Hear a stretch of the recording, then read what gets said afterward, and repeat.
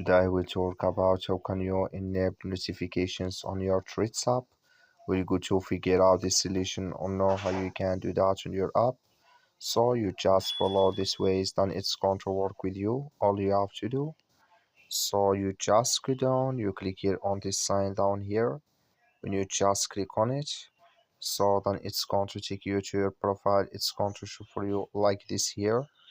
So then all you have to do now, you just go here above this sign, click on it. Then it's going to take you to this list. It's going to show for you like this here. Then you click here on notifications.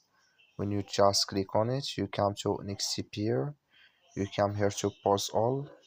So just clicking this sign, like you see. So in here, can you select time? Like you see here, this color show for us. That's mean here notifications enable with us now. That's all you have to do. Thank you for watching. Don't forget to support us by liking, subscribe.